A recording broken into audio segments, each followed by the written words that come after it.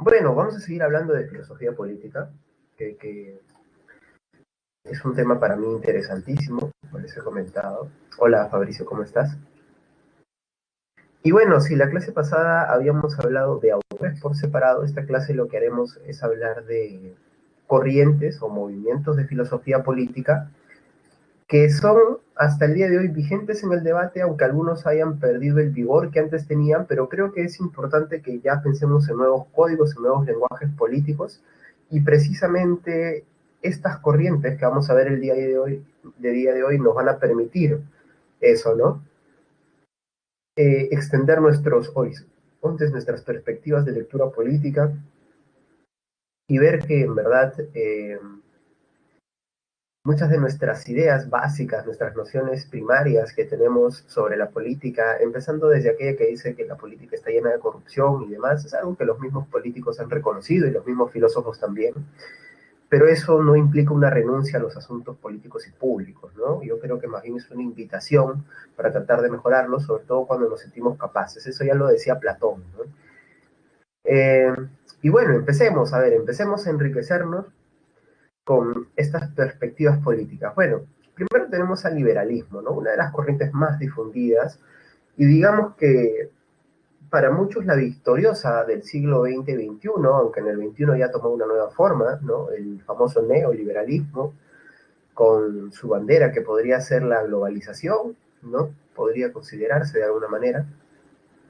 Y bueno, el liberalismo como doctrina política, diríamos que atraviesa una serie de ideas donde la más importante, creo yo, el principio rector del liberalismo, tendría que ser la libertad individual de todas maneras. Pero yo quiero que aquí ustedes estén muy atentos en los términos o principios que justifican cada uno de estos movimientos. Miren que el liberalismo empieza, como su nombre bien lo dice, por la libertad, pero ojo que no quiere decir esto, ¿sí?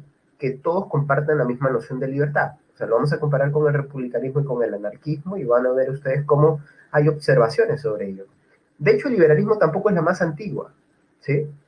Si hay una tradición política más antigua que el liberalismo es precisamente el republicanismo que veremos a continuación. Pero la noción del liberalismo de empezar o de fundar el cómo debe ser una sociedad desde la libertad del individuo es clave. Porque para el liberalismo, el individuo es lo que hay que proteger, no la comunidad política, ¿sí? Es el individuo. La comunidad política se puede decir que funciona bien en tanto que el individuo está bien. Y cuando el individuo está bien, recordemos lo que decía John Locke, cuando se le protegen sus tres derechos fundamentales, que son derecho a la vida, derecho a la libertad, a hacer lo que yo deseo, y derecho a sostenerme, o sea, poder mantenerme con propiedad privada, obviamente, con mi propiedad privada. Entonces, ¿qué es lo que hay que evitar según el liberalismo en la vida, en la organización política y en la vida en sociedad? Lo que hay que evitar, según ellos, es cualquier forma de coerción o de interferencia que se pueda dar dentro de la sociedad. Esto es que alguna otra persona intervenga en la manera en cómo yo ordeno mi vida. Esto no puede suceder de ninguna forma desde la perspectiva liberal, porque esto sería obviamente ya empezar un proceso, digamos, de corrupción social. ¿Bien? Entonces la lectura del liberalismo pasa por la libertad del individuo principalmente. ¿Bien? Esto es lo primero que podemos rescatar. Hay una crítica ahí que se puede plantear y sería la del hecho de que al centrar la libertad en la libertad individual, el liberalismo deja ausente la dimensión social de todo ser humano. O sea que todo ser humano tiene una dimensión social en tanto que se tiene que integrar con los otros. Y el liberalismo parece reducir al temor esa dimensión social, ¿no? O sea, solo nos juntamos para vivir bien y proteger nuestros derechos, pero solamente para eso, ¿no? De que el contractualismo, ese contrato social, esas reglas de convivencia que se firman de manera implícita, sea tan importante para el liberalismo, pero eso, nuevamente repito, solo como una forma de proteger nuestros derechos. Porque uno de los poderes, perdón, uno de los temores del liberalismo es que las instituciones que se crean para proteger estos derechos terminen yendo contra estos derechos. Por ejemplo, el Estado, las leyes, los representantes políticos, a los cuales les damos poder, terminen, que son medios para proteger la libertad y para garantizar nuestra posibilidad de ser felices, pensar que se vuelvan tan estruendosamente contrarios a estos derechos, ¿sí? Entonces, por ejemplo, que el Estado intervenga y nos diga cómo debemos vivir, qué religión tenemos que aceptar. Para el liberalismo podría ser o es visto como un atentado contra la libertad de todas maneras, ¿no? Esto es muy importante, porque lo que se evita es que el poder político interfiera en los derechos individuales. Es por eso que el liberalismo plantea que hay que reducir al máximo la intervención de las instituciones políticas y solamente que funcione lo necesario para cada quien, para que cada quien pueda tener derechos y hacer lo que quiera con su vida. Bien, entonces esta es un poco la perspectiva liberal. Su lucha principal va a ser contra el exceso de poder, o sea, el totalitarismo, podemos decirlo así, las ciertas formas tiránicas, ¿no? Donde una sola persona se impone a las demás, ¿bien?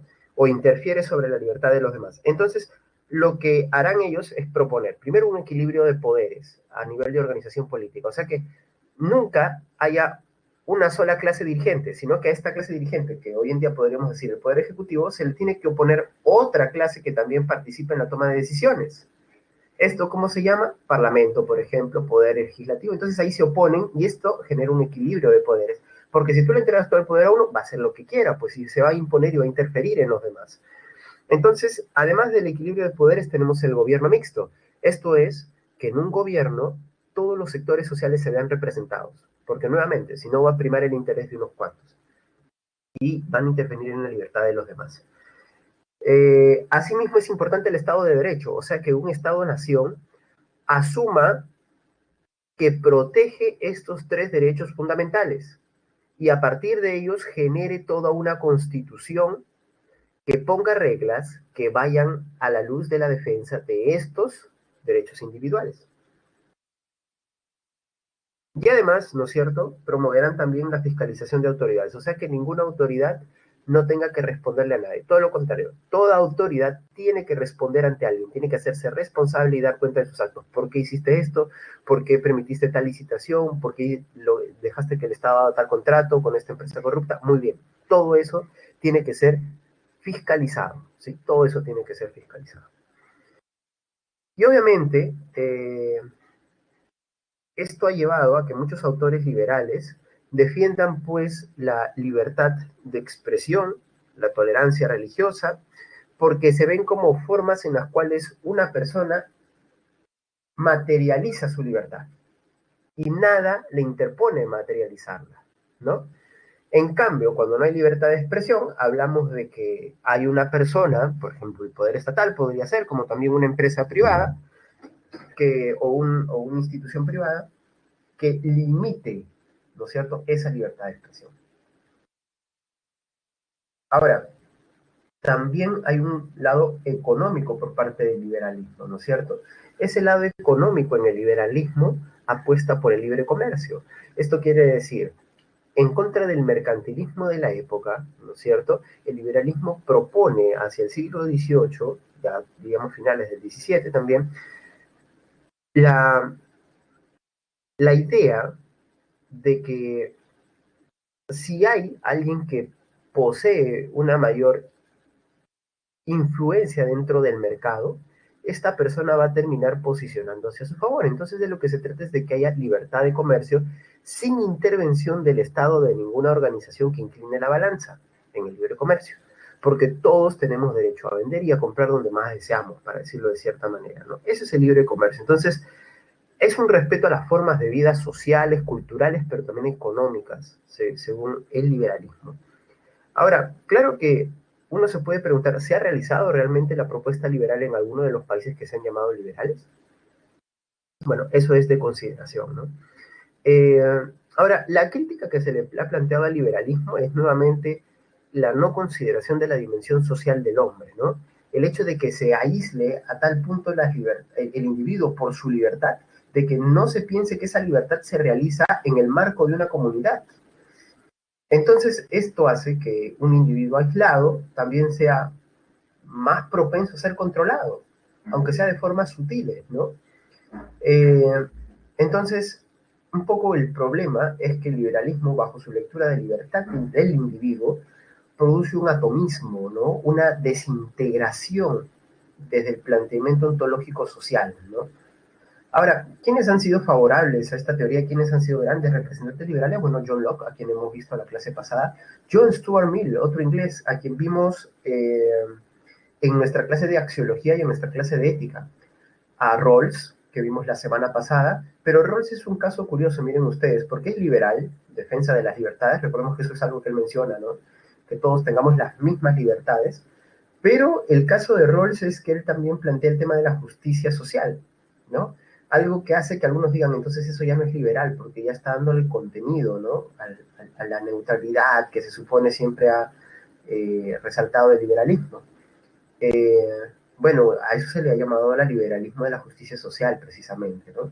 Y bueno, y también está Karl Popper, nuestro amigo, que es un gran epistemólogo, y bueno, y también tiene aportes a la filosofía política, como en su libro La sociedad abierta y sus enemigos, donde defiende claramente un sistema liberal, ¿no es cierto?, donde nadie pueda excederse en poder, ¿no? Y donde todo, nada sea censurado, ¿no? Muy bien, un poco que esa es la propuesta liberal, como ustedes verán. La propuesta siguiente es más antigua, como te decía, y el republicanismo bebe de las fuentes de las experiencias antiguas, o sea, de los griegos, y básicamente se va a materializar, ¿sí?, en la República Romana, sobre todo en su etapa republicana, obviamente, ¿no? Donde surgirán estos escritores que, de hecho, no consideran que sea perfecta la república, ¿no? La república siempre va a tener sus poderes, y creo que esa es una de las diferencias principales con los otros pensadores y las otras corrientes, ¿no? Se asume la posibilidad de que, como en toda sociedad humana, hayan problemas y defectos. Entonces creo que una de las características principales del republicanismo es su realismo, ¿no? Pero si me dijesen cómo se puede definir el republicanismo, yo dijese que tiene que ver con el principio de libertad, pero entendida en un sentido muy diferente de liberal. Para el liberal uno es libre bajo una vía negativa. Si nadie me molesta, yo soy libre. ¿Sí? Esa es la idea de liberal. El republicano, en cambio, dice, no basta con que nadie me moleste, sino con que nadie me domine y más precisamente, ¿no es cierto?, con que yo mismo pueda regir sobre mi vida. ¿En qué medida puedo hacerlo cuando hay personas que me controlan económicamente? Esa es un poco la observación más amplia del republicanismo. Entonces, un poco que la lucha del republicanismo será por obtener esa autonomía.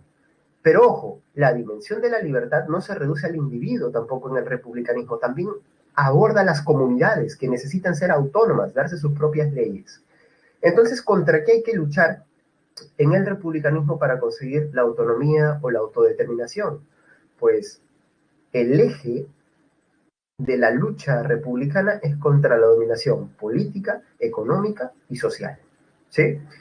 Y esta dominación política, económica y social en verdad es una relación compleja, pero es una relación que se da de alguna manera. O sea, si estás dominado políticamente, hay una dominación económica casi siempre de por medio, y cuando hay una dominación económica, ¿cómo negar la dominación política? ¿Bien? Y esto se ve en los dos aspectos de la dominación que lucha, contra la cual lucha el republicanismo. Una dominación interna dentro de la comunidad o ya de la nación, del país, si quieres, y la dominación externa. ¿Cuándo se produce la dominación interna? Cuando los individuos quedan al arbitrio o a la voluntad de un solo individuo o de un grupo pequeño de individuos que solo se preocupan en sus intereses. Esto es clave para el republicanismo, ¿sí? Porque si hay otro punto importante es su preocupación por el bien común. Las decisiones están bien en tanto benefician a la comunidad. Esta es un poco la idea del republicanismo, perdón.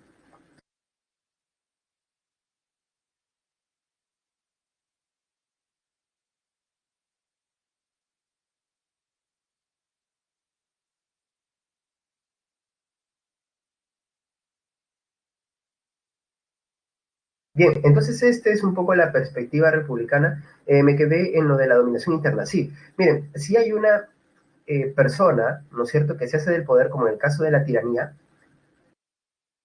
los republicanos desconfían del tirano porque impone su voluntad a los demás. Y su voluntad va a ir generalmente a favor de sus intereses personales. Y es por eso que ahí uno está viviendo una situación de dominación interna.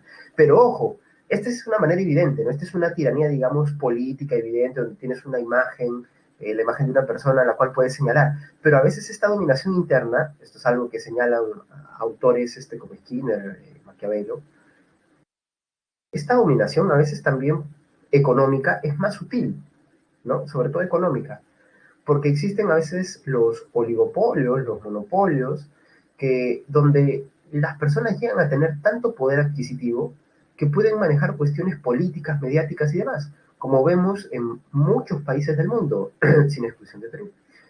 Eh, entonces acá la pregunta que les hago primero para ver si lo identifican es, ¿saben ustedes cómo se llama cuando gobiernan las personas que más dinero tienen en una sociedad? Aunque no lo hagan de manera directa, ¿no? Sino que sean sus decisiones las que primen.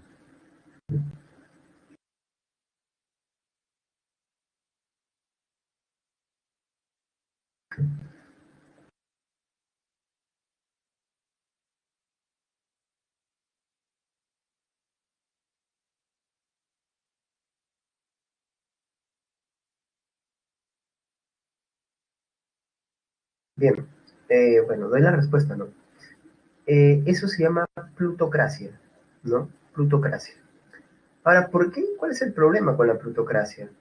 Porque las personas, y esta es un poco una idea también realista del republicanismo, las personas que tienen dinero buscarán, si de repente no acrecentar su dinero, al menos proteger su dinero. No están dispuestas a hacer un sacrificio de lo que han conseguido con tanto esfuerzo en pos de la comunidad. Entonces, por eso que este gobierno de los ricos es peligroso. Se genera una situación de dominación interna. Y por tanto, si hay una dominación interna, no hay autodeterminación individual. ¿Cómo yo voy a poder decir que soy libre si la dominación económica me impide que yo siquiera cuando me enfermo pueda acceder a un sistema de salud lo suficientemente bueno? ¿Soy libre entonces? No, no eres libre, porque tu salud te limita. ¿Y por qué la comunidad entonces no hace algo si yo vivo en comunidad? Ahí está el problema, porque los representantes se han desentendido de este problema, ¿no? De este asunto coyuntural que necesitaría resolverse. Entonces, la dominación interna es un problema, pero también está el problema de la dominación externa. La dominación externa, profesor, claro, esto sucede cuando un Estado es sometido por otro, pero también, como hoy en día, cuando organismos internacionales atentan contra la capacidad de un Estado para hacerse cargo de su propia vida comunitaria y social y de sus decisiones políticas, ¿no? Eso es obviamente un atentado contra la soberanía. Un país soberano es un país que puede tomar decisiones soberanas, esto es, libres realmente, en el sentido en que ningún Estado externo influencia sobre él, ¿no? Esa es la idea de soberanía clarísima que tienen los republicanos. Y bueno, entonces, ¿cuál es el objetivo del republicanismo? Una vida libre, o sea, que seamos verdaderamente libres, y no somos libres si no tenemos una vida digna. Porque si hay algo que me somete, yo tengo que esperar que esa cosa, o ese poder, o esa persona, o ese conjunto de personas, ¿no es cierto?, por buenas me dejen vivir, o por buenas me den algo para vivir. ¿Eso es libertad? No. En otras palabras, para el republicanismo, esa conexión libertad-dignidad es lo mismo que libertad-justicia. O sea, no existe justicia sin libertad y no existe libertad sin justicia. Es muy parejo para los republicanos, ¿no? Eh, entonces, esto hace, ¿no es cierto?, de que al momento de que establezcamos los objetivos estratégicos dentro del republicanismo, tengamos que atender a ello, la búsqueda de la libertad y de la dignidad. ¿Y cuáles son sus objetivos estratégicos? Tal y como está en la presentación, lo explico en ese orden, ¿sí? Primero, se necesita un Estado soberano, ¿sí? Un Estado soberano que no permita que poderes extranjeros, ¿sí?, en el sentido de externos, intervengan en asuntos internos. Entonces, por ejemplo, elecciones presidenciales no puedes permitir que un poder extranjero diga por quién debes votar o que empiece a mover medios económicos y mediáticos a favor de cierto candidato. No, no puede hacer eso, ¿no? Para el republicanismo no. Eh, Otro punto importante, y lo anterior era porque, ojo, eso es por una cuestión en la cual se defiende la autodeterminación. Lo segundo es porque un gobierno, perdone,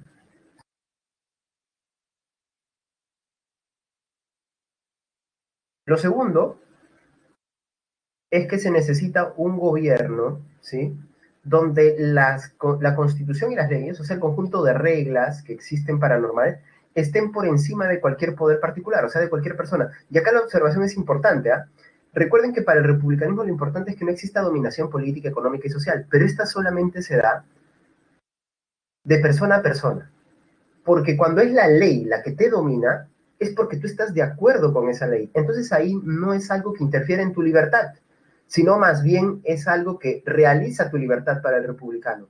Porque sin esas leyes no vas a ser libre. Y tú las asumes voluntariamente. Esa es la idea del republicano. Todos nos pusimos de acuerdo que esta era la mejor manera de vivir bajo estas reglas. Ahora las aceptamos porque precisamente somos libres. Y esto permitirá vivir en libertad. Por ejemplo, un liberal diría, ay no, las leyes más bien restringen mi libertad, interfieren en mi libertad. No, el republicano piensa que las leyes son importantísimas y es más, es la manera de asegurarse de que no haya una dominación, una verdadera dominación, porque estar dominados bajo la ley es vivir en el imperio de la libertad para ellos, ¿no? Y es por eso, ¿no es cierto?, que esto nos lleva al tercer punto, no menos importante, que tiene que ver con la virtud cívica. ¿Qué es la virtud cívica? La participación activa de los ciudadanos. Mientras que, recuerda, el liberalismo solo reconoce derechos, el republicanismo reconoce, claro, todos tenemos derechos, pero también tenemos deberes, deberes cívicos, o sea, dentro de la ciudad, pues. Porque si en una ciudad yo no participo, la estoy condenando a que se apoderen del poder y de los intereses de la ciudad las personas que solamente buscan beneficiarse a sí mismas. ¿Bien? Entonces, esta es un poco la idea del republicanismo y uno diría, ¿no es cierto?, que, bueno, ese temor que puede existir porque algo se me imponga, porque algo trate de interferir en mi libertad, tal y como lo plantean los liberales, el republicano también lo observará, pero siempre pensará en esto. ¿Cuál es el filtro? El bien común. Si es beneficioso para el bien común, entonces no es una imposición, pues porque ven mi beneficio. O sea, sí podemos llegar a ponernos de acuerdo en lo que es bueno para todos dentro de una comunidad. Esta es la idea del republicanismo, ¿no? Bueno, principales representantes, el Maquiavelo, principalmente Maquiavelo en su versión de los discursos de Tito Livio, aunque en El Príncipe también deja claro que la mejor forma de gobierno es la república, ¿no? Solo que hay situaciones excepcionales, como lo habíamos visto la semana pasada. También nuestro amigo Rousseau en su Contrato Social, nuestro amigo Skinner en distintos libros, por ejemplo, en su libro La libertad antes del liberalismo, ¿no?, también deja claro las diferencias con el liberalismo precisamente, y la apuesta republicana, ¿no?, que es más compleja, más enriquecedora. Muchos de los neorepublicanos, o sea, los republicanos más actuales, han señalado al liberalismo como el hijo empobrecido del republicanismo, ¿no? O sea, es una disminución del discurso republicano para ellos, ¿no? Esta es una interpretación nada más. Chicos, una pregunta, ¿hasta aquí todo claro? Porque acá se viene lo vertiginoso, ¿ah? Dígame, ¿todo claro? ¿Todo bien?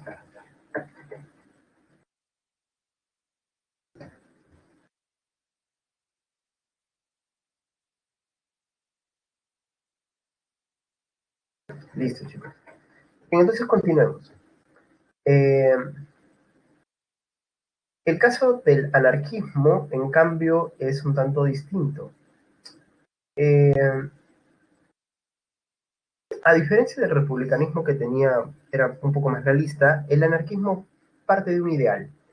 Y el ideal del anarquismo es que exista una comunidad que sea solidaria, cooperativa, ¿no es cierto?, donde todos nos tratemos como amigos, de todos colaboremos para lograr la autogestión, o sea, que la comunidad se pueda sostener a sí misma sin necesidad de algo externo, y esto es una manera de entender su libertad, o sea, es la manera en cómo ellos defienden su libertad, en el cooperativismo, ¿no? Eh, y claro, el anarquismo, hasta ahí puede sonar muy parecido a otras formas, pero vamos a ver que tiene algunas diferencias. Primero, en el anarquismo hay una alta confianza en el ser humano. Hay gran confianza en algo y gran desconfianza en otro aspecto de la realidad política. En el ser humano, por sí mismo, va a haber una gran confianza porque se piensa, ¿sí?, que por naturaleza los seres humanos estamos inclinados a colaborar entre nosotros y a lo que ellos llaman el altruismo, o sea, a perseguir el bien de los demás, a costa de mi bien incluso, de mi bien personal. Entonces, lo único que se necesita, según ellos, es perfeccionar, ¿no? Perfeccionar el bien, eh, es esta tendencia natural. Ahora, ¿cuál es la desconfianza de los anarquistas? Si bien el ser humano es bueno, existe algo que se corrompe dentro de la organización político-social, y eso son las instituciones. Los poderes institucionales son los que se corrompen y son los que terminan coactando al ser humano. O sea, el sistema, digamos, es el sistema, ¿no? Esta idea del sistema es lo que está... Bueno, es muy anarquista. O sea, la institucionalidad, aunque el propósito de la creación ha sido muy buena, en algún momento llega a ser defectuosa y termina yendo en contra de las libertades de los seres humanos, imponiéndose desde poderes que son ajenos al bienestar de un grupo de personas o del grupo general o de la mayoría, como quieras verlo, ¿no? Eh, entonces, lo que buscará finalmente el anarquismo es la abolición del Estado. O sea, si el liberalismo había dicho hay que controlar al Estado, hay que ponerle límites, el anarquismo va un paso más allá y dice no, hay que eliminarlo, porque el Estado es una institución perjudicial, al igual que lo son otras instituciones como las religiosas, las educativas, las económicas, porque generan la sensación de que somos diferentes, ¿sí? Separan a la gente y quitan esta noción de cooperativismo, solidaridad y nos hacen enemigos unos de otros.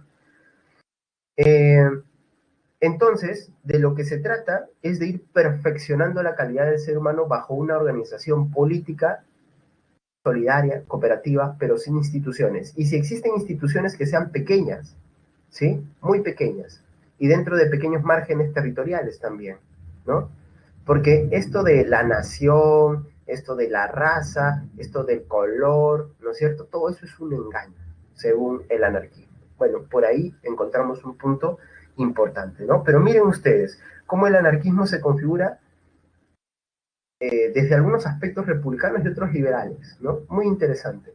Bueno, un detalle no menor es que a partir del siglo XIX el anarquismo va a transformarse y se va a volver una propuesta de revolución social donde tomará un papel protagónico las clases trabajadoras, los obreros. ¿Por qué los obreros, profesor?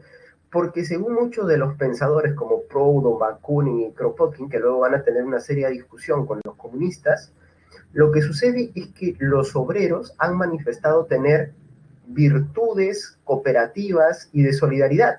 Si no, míralos, por su situación poco ventajosa, ellos terminan uniéndose y demuestran ese altruismo que tenemos los seres humanos.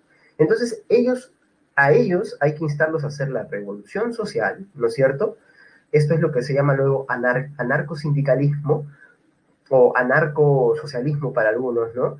Para lograr qué cosa? Para lograr una abolición del Estado. O sea, el objetivo directo es abolir el Estado, no hay más. ¿Bien? Entonces de ahí que se haya identificado al anarquismo con esta manera de tan frontal, ¿no es cierto?, ante el Estado convencional o conservador, como quieran verlo, ¿no? Y bueno, entramos a una parte más polémica aún, como es la del comunismo. Bueno, hay muchas maneras de introducirse al comunismo y debo de ser honesto con ustedes y decirles que muchas de las cosas que se ven en redes sociales o en videos de YouTube son en verdad pésimas interpretaciones del comunismo. Eh, Ojo, estoy hablando del comunismo teórico, no de las experiencias comunistas, ¿bien? Y bueno, he escuchado tantas ideas, la verdad que no tienen ni pies ni cabeza porque ni las dijo Marx, ni las dijo Engels, ni la dijo Lenin, por ejemplo, ¿no? Y bueno, honestamente no reconozco, perdón, no he leído demasiado de ellos, pero investigando un poco uno se da cuenta que nunca dijeron eso.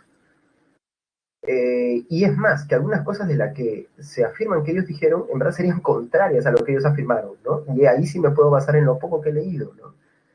Porque ellos claramente dejan sentada la posición de que eso no puede ser. Bueno, ahora lo que es cierto y esto lo veremos en un momento mejor lo vamos a dejar ahí, pero les adelanto algo. Lo que es cierto es que el comunismo tuvo mucha relevancia, ¿no? Particularmente, pienso que el comunismo con sus intelectuales, ¿no es cierto?, han producido interpretaciones de la realidad económica y social muy importantes, ¿no? Muy importantes. Aunque quizás no comparto ni los mecanismos ni los ideales del todo, pero del todo digo, ¿ah? Aunque hay algunas cosas que puedo rescatar, igual me parece una doctrina digna de ser estudiada para enriquecer el debate político, ¿no?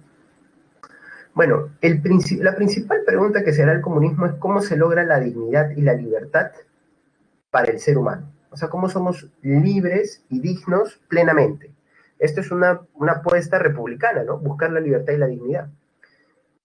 Y de lo que se da cuenta el comunismo es que no existirá, al igual que los republicanos, libertad sin justicia. Y no existirá justicia en la medida en que no cambien algunas cosas. ¿Bien? Y no cambiarán algunas cosas porque ha sucedido que a lo largo de la historia siempre ha habido una lucha de clases. Esto es lo que se llama materialismo histórico. Y el materialismo histórico implica que hay dos clases antagónicas, los dominantes y los dominados, que siempre están en una lucha constante. Fueron en algún momento amos esclavos, señores feudales siervos, y luego serán burgueses y proletarios, o capitalistas y proletariado, ¿no es cierto? Y la idea es esta, que hay un ciclo sin fin en esta situación de dominación que es totalmente injusta. Entonces, ¿cómo logramos abolirla? Y acá es donde empieza el comunismo estratégicamente, ¿no? Primero, pensará que sus principios tienen que ser, u objetivos generales tienen que ser, primero, una sociedad sin Estado, al igual que quienes, que los anarquistas. Pero vamos a ver que ellos tienen, o los comunistas tienen una observación. Una sociedad sin Estado porque el Estado se vuelve representante de los poderes políticos, económicos, conservadores, o sea, de los burgueses. Los burgueses se apropian del Estado. Segundo, no tiene que existir propiedad privada, tiene que haber una redistribución de riquezas justa, y la propiedad privada no es justa. ¿Por qué? Porque la persona que nace con mucho, ¿no es cierto?, en una familia que tiene mucho, no ha hecho nada para merecerlo, salvo nacer en una familia rica. Mientras que el pobre tampoco ha hecho nada para merecer una vida miserable. Entonces la propiedad privada ya es un primer síntoma de injusticia. Entonces, ¿qué hay que hacer? Hay que dar a todos, para empezar, en la misma medida, las mismas oportunidades. Y luego, según se vayan desarrollando, de acuerdo a sus deseos, ¿no? Si les gusta trabajar más, que trabajen más, ahí se les da más. O sea, esta idea que a veces es muy, pero muy torpe para interpretar el comunismo, de que el comunismo propuso darles a todos lo mismo, es errónea, pues. No le puedes dar en función de su trabajo a las personas lo mismo, porque esa es otra forma de injusticia, ¿no?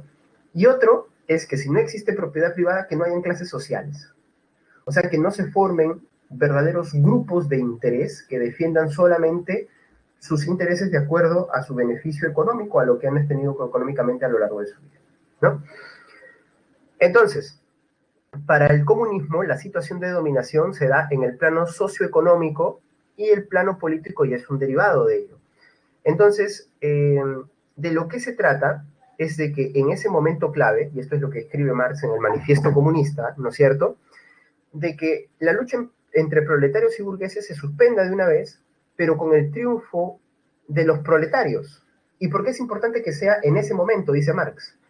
Porque cada vez más la brecha de injusticia o la diferencia económica de riquezas es cada vez más grande, porque ahora el capitalismo, dice Marx, permite producir mucho más, y por tanto que los burgueses incrementen su riqueza de manera exponencial. Entonces, ¿qué es lo que te está diciendo? Los ricos son cada vez más ricos y los pobres son cada vez más pobres. ¿Y qué es lo que va a suceder? Que en algún momento ya va a haber prácticamente una división de la humanidad, donde los ricos van a vivir bien y los pobres van a quedar abandonados. Entonces, bajo esta idea es que Marx propone la manera de resolverlo. ¿Cómo? Capturar el poder político y obligar a estos ricos desgraciados, ¿no es cierto?, que abandonen sus pretensiones o intereses personales. Y de ahí la famosa frase de proletarios del mundo unidos, porque era el momento de tomar el poder político, y aquí viene la estrategia, de forma violenta.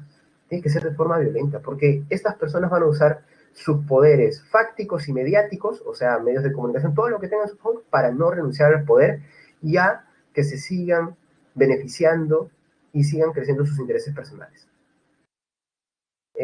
Entonces, cuando tomemos el poder político, dice Marx, se tiene que instaurar una dictadura del proletariado. O sea, es la clase trabajadora obrera los que se tienen que hacer cargo del gobierno. ¿Por qué? Porque ellos ya han experimentado la injusticia y por tanto pueden volverse más justos, perdón. Esto tampoco lleva a una vendetta, una venganza, ¿no? No vamos a maltratar tampoco a los que fueron ricos, dice Marx, ¿no? Entonces, es un Estado revolucionario que se apropia de los medios de producción, ¿no es cierto?, la maquinaria en este caso, para favorecer y formar a las masas. Y esto es clave, hay que formar a las masas. O sea, lo que dice Marx es que las masas necesitan formación. ¿Por qué? Porque todos todavía no sabemos lo que es el comunismo y necesitamos entenderlo, necesitamos crecer educativamente, porque el trasfondo del comunismo, y esto es lo que nunca se menciona, es el humanismo. En otras palabras, que las personas nos podamos desarrollar plenamente, al estilo de Aristóteles. ¿Pues recuerdan Aristóteles? ¿Cuál es el objetivo de la organización política? Hacer a los seres humanos lo mejor que se pueda. O sea, ser la mejor versión del ser humano cada uno de nosotros. Y esto es lo mismo que propone el comunismo, ¿sí? Pero claro que bajo expectativas distintas, ¿no?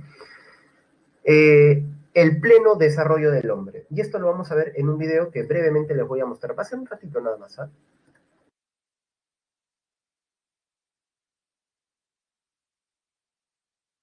Espérenme. Ahora sale, ahora sale, ahora sale.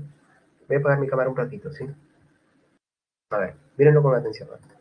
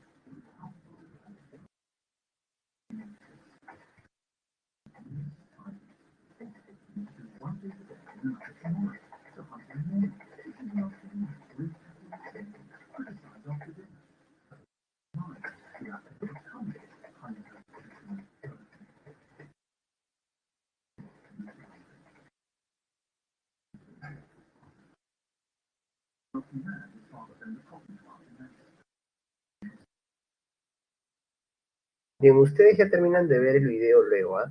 Es un video interesantísimo, completo, mírenlo completo, porque ahí van a tener una idea más clara aún. Y bueno, Esto es algo que quiero resaltar, ¿no? No es que Marx haya despreciado el trabajo, la fuerza del trabajo personal. No, el trabajo también nos humaniza. Esto lo dice Marx en sus manuscritos económicos filosóficos. También nos humaniza. Pero el problema es que pensar que solo la vida se reduce al trabajo y no a otro tipo de actividades que nos permiten crecer como seres humanos es lo que hace que la humanidad se suma cada vez más en estilos de vida cada vez más inferiores, ¿no? Esa es un poco la idea de Marx. Entonces hay una idea de mejorar la humanidad en general, antes que mejorar el sistema económico. Solo que Marx piensa que no se puede mejorar la humanidad si el sistema económico antes no es justo, ¿no? Ahora, sobre las experiencias comunistas que han habido en la historia, eso ya es un punto aparte. Obviamente han sido fracasos rotundos y creo que es porque quizás no atendieron algunas ideas que tuvo Marx y quizás Marx tampoco dejó claro algunos puntos eh, respecto de cómo ejercer la violencia, ¿no es cierto? Y de cómo también al final las personas que se hacen del poder pueden caer en la egolatría, en el egocentrismo, en el fetichismo, ya no de la mercancía, sino del poder, ¿no? Eso es muy importante. Entonces se terminaron volviendo sociedades autoritarias y demás, ¿no? Sin embargo, creo que aún es válida las críticas que hace Marx al sistema capitalista, no todas, bueno, tampoco he leído todas, pero no muchas de las que hace, ¿no? Perdón, muchas de las que hace son válidas, creo yo. Eh, y pues yo creo que si vamos a comentarlo a él, hay que leerlo, y si no vamos a leerlo, por lo menos investigar con cuidado y escuchar con cuidado lo que dice, ¿no? Eso con el comunismo. Y por último tenemos la propuesta comunitarista, ¿bien? Y la propuesta comunitarista también es una crítica al liberalismo, pero en otro aspecto. Y tiene que ver con la idea de libertad. Según los comunitaristas, el problema con el liberalismo es que considera a los seres humanos como individuos aislados. O sea, mejor dicho, critica el atomismo al cual lleva la noción de liberalismo. Esta idea de que somos o vivimos bien en la medida en que nadie interfiere sobre nosotros. Entonces, lo que piensan los comunitaristas es que al final lo más importante para que una persona tenga una vida plena es que se respeten sus tradiciones y costumbres propias de eh, su vida en comunidad, porque todos vivimos en comunidad. O sea, resalta la dimensión social que ha olvidado el liberalismo. Y entonces, lo que propondrá el comunitarismo es que, ya que son las costumbres y las tradiciones las que nos hacen como personas, y ojo que no hay que esperar que vivir en una comunidad fuerte, así, ¿no? Con tradiciones ancestrales y demás, no. Porque en toda comunidad, en tu barrio, en tu vecindario, en tu distrito, o ya en toda tu ciudad, ¿no? Por ejemplo, todo Lima, se genera hábitos o costumbres, buenos o malos, que son maneras de ver la realidad compartida, aunque parezca que tengamos muchas diferencias, tenemos mucho en común. Entonces hay que respetar costumbres y tradiciones, ¿no es cierto? Porque esta concepción compartida de lo que es bueno, de lo que nos hace bien, o sea, las aspiraciones vitales, son las que configuran nuestra vida. Ahora, lo que dirá el pensador Charles Taylor, el canadiense, es que cuando no se respetan estas diferencias culturales, sobre todo en minorías, ¿no es cierto? Sucede que hay un atentado moral contra la persona, porque tú le estás dando un falso reconocimiento. Por ejemplo, imagínate que una señorita, ¿no es cierto?, ha hecho méritos suficientes para conseguir un trabajo y va a una entrevista y se la considera y es más, logra el puesto. Pero luego ella se entera de que no logró el puesto por sus méritos, que eran ampliamente mayores que de los otros concursantes o participantes, sino por el hecho de que era mujer y que la empresa tenía que cumplir con una cuota mínima de mujeres trabajando dentro de ella. ¿Cómo se sentirá una mujer? Una persona que verdaderamente se ha esforzado. ¿Cómo se sentiría? Sentiría que entonces su esfuerzo no valió para nada. Ese es un falso reconocimiento, diría Charles Taylor, porque estoy dándole una imagen negativa de sí misma a esa persona. Le estoy diciendo, tus esfuerzos no valen para nada. Claro, la famosa cuota de género, la cuota de minoría que ahora es, ¿no? Porque ahora tiene que haber en algunas instituciones y en algunas organizaciones, tiene que haber un mínimo de mujeres, un mínimo de tal grupo racial, un mínimo de tal grupo con cierta identidad sexual o lo que sea, ¿no? Bueno, eso es complicado, ¿no? Es complicado eso. Entonces, claro, lo que dirían los comunitaristas es que la libertad no se garantiza por el hecho de que no haya alguien que no interfiera con tu manera de vivir, sino que más bien la libertad se garantiza cuando reconocemos y respetamos las formas de vida comunitaria.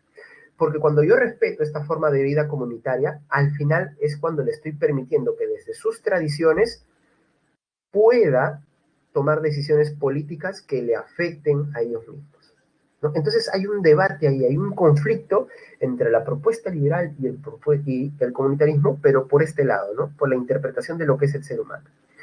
Porque mientras el liberalismo disocia al ser humano, el comunitarismo parece reintegrarlo y decir, no, espérate, aunque parezcamos sociedades cada vez más atomizadas, seguimos teniendo conflictos gracias a nuevas configuraciones sociales generales. Y esto nos lleva al siguiente punto.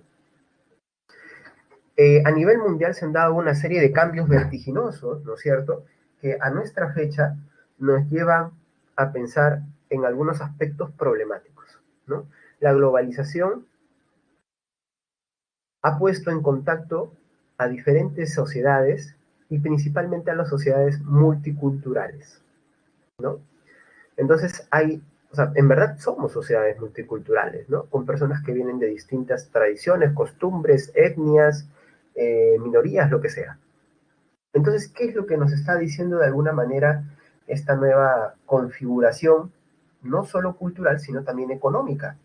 Que hay problemáticas interesantísimas. Por ejemplo, a nivel político, sabiendo que existen grandes organismos financieros internacionales como el Banco Mundial, el Fondo Monetario Internacional, las grandes transnacionales, empresas transnacionales con un gran poder adquisitivo que pueden comprar países incluso, y organizaciones no gubernamentales que pueden incidir en cada aspecto de las decisiones políticas de un país, hoy en día se piensa entonces cuál es el papel de los países y de los estados, para qué existen gobiernos. ¿No son los gobiernos acaso formas eh, de garantizar la soberanía? ¿Y no son acaso estos organismos internacionales atentados contra la soberanía o acaso no lo son? Son más bien un respaldo a la soberanía. Bueno, ahí hay un problema, un conflicto, podríamos decir, político, económico y de alguna manera también relacionado con principios filosófico-políticos.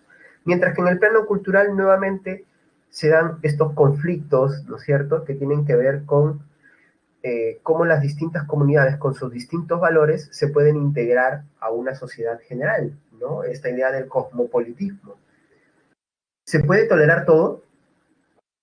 No se puede tolerar todo, ¿no es cierto? Entonces la tolerancia no es aceptar todo sin criticar algo.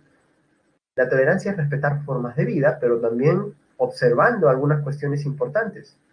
Por ejemplo, no se puede tolerar todo. Si se tolerase todo, se tendría que aceptar el neofascismo, el neonazismo, el nazismo mismo, o lo que está sucediendo ahora con los movimientos terroristas que son prácticamente movidos por fanáticos y constituidos por fanáticos, como lo que sucede con el Estado Islámico y los atentados en Europa y algunos otros sitios de Oriente.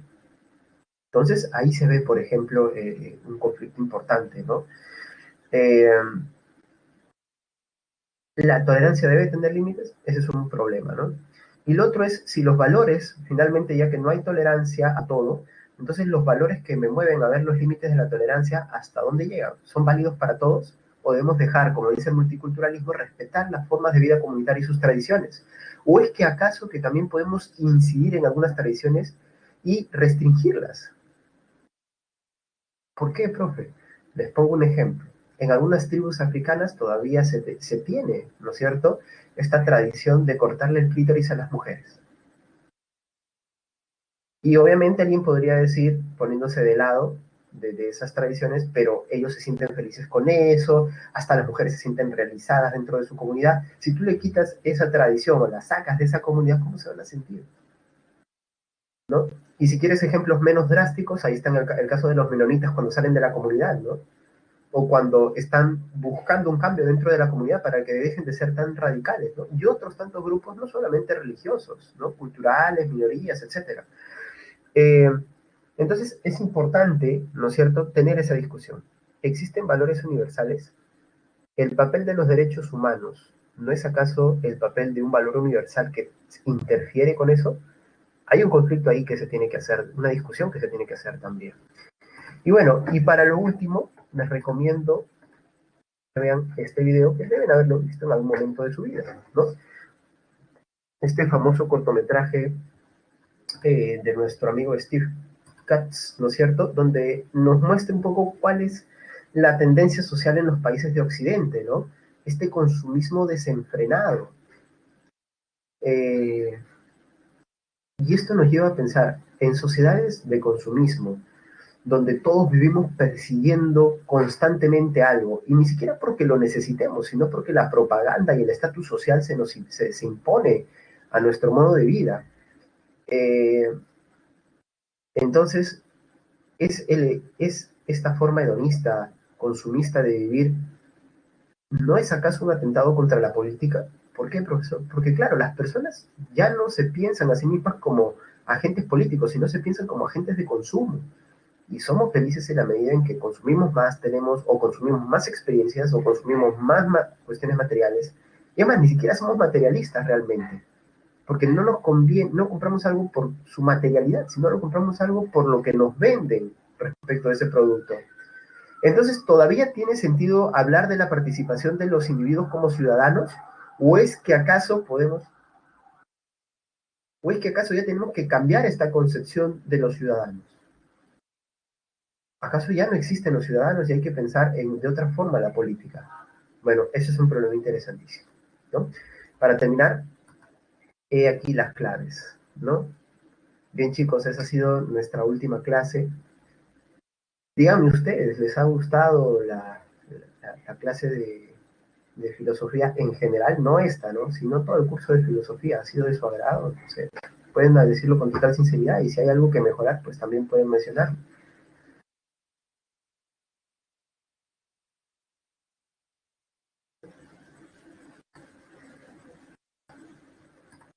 Bien, bueno, por una cuestión de formalidad tengo que hacer la encuesta docente, pero eso es para el día de hoy, no por la clase en general.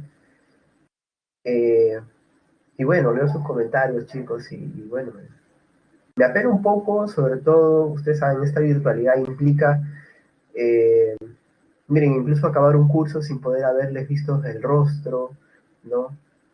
Sin haber escuchado su manera de hablar, de opinar, de divagar, y lamentablemente es así en un curso de 1 hora, ¿no?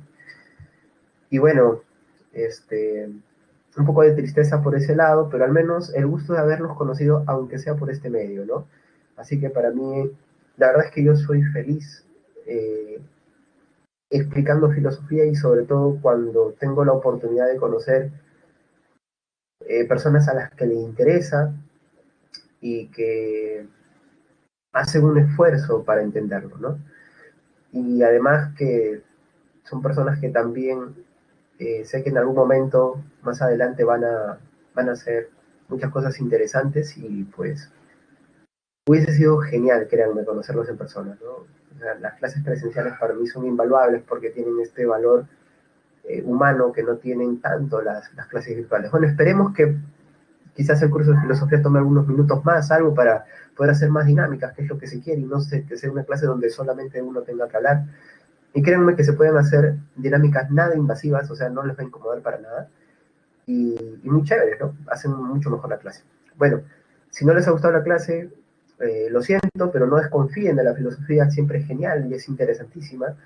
Y pues en verdad hay más filosofía en la vida misma que en los mismos libros de filosofía, así que estén atentos y traten de usar todo lo que han aprendido en el ámbito político, en el ámbito de sus vidas personales, en la medida en que puedan, ¿no? Y seamos pacientes y no confundamos el que nosotros sepamos algo con el hecho de que podemos tratar mal a las personas, ¿no? Y bueno, estoy a su disposición. Nos vemos, chicos, ha sido un gusto. Les mando un fuerte abrazo. Síganme por mis redes sociales, no, mentira. Bueno, tengo redes sociales, pero no soy una figura pública, ¿no? Ni mucho menos. Tampoco tengo canal de YouTube, pero me han hecho una propuesta, así que quizá en el futuro pueda tener esa posibilidad. Y espero nos encontremos. Y si me ven en la calle y me reconocen, aunque quizás para eso ya esté afeitado, y me reconocen, profe, usted me enseñó filo, oye, un gusto, vamos a hablar, si quieres charlamos, lo que tú quieras, ¿no? Eh, bueno, chicos, ha sido un gusto. A ver, los leo rápidamente. Gracias a ustedes, chicos. Gracias, de verdad. Gracias, Rey, Xiomara, Fabricio, Yuritsi, Rudy. Disculpen si no los leo. Gracias, Astrid, Ariana, Valeria, Giancarlo, Maricielo. Gracias a todos, chicos. Y bueno, pues, buen provecho. Gracias, Ciro. Siempre comentando todos ustedes, así que se los agradezco. Han hecho genial la clase, ¿no? Muy llevadera. Bueno, chicos, no les quito más tiempo de su almuerzo. Un fuerte abrazo. Que les vaya bien. Éxitos a todos. Sean sanmarquinos o no, espero que les vayan bien, ¿sí? Abrazos para todos. Chao, Valeria. Chao a todos. Cuídense.